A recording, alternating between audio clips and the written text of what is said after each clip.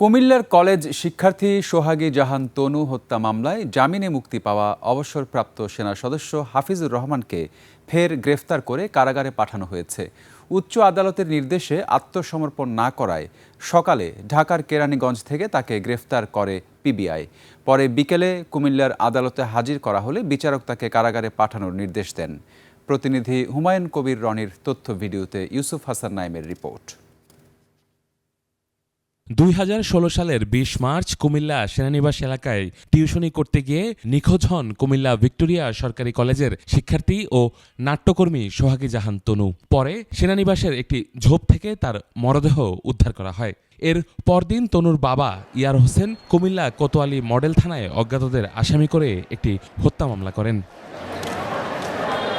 দীর্ঘদিন পর চলতি বছরের 21 এপ্রিল রাতে ঢাকার কেরানীগঞ্জ থেকে মামলার তদন্তকারী সংস্থা পিবিআই সাবেক সেনা সদস্য হাফিজুর রহমানকে গ্রেফতার করে। পরবর্তীতে গত 2 আগস্ট হাইকোর্ট থেকে জামিন পান অভিযুক্ত হাফিজুর রহমান। আইনি প্রক্রিয়া শেষে 4 আগস্ট কুমিল্লা কেন্দ্রীয় কারাগার থেকে মুক্তি পান তিনি।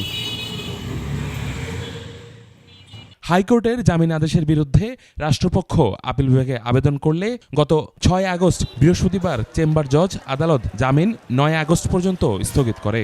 একই সাথে আদালত হাফিজুর রহমানকে 24 ঘন্টার মধ্যে আত্মসমর্পণের নির্দেশ দেয়। এদিকে 24 ঘন্টার মধ্যে আত্মসমর্পণ না করায় শনিবার সকালে কেরানীগঞ্জের বাসা থেকে তাকে দ্বিতীয়বারের মতো গ্রেফতার করে পিবিআই।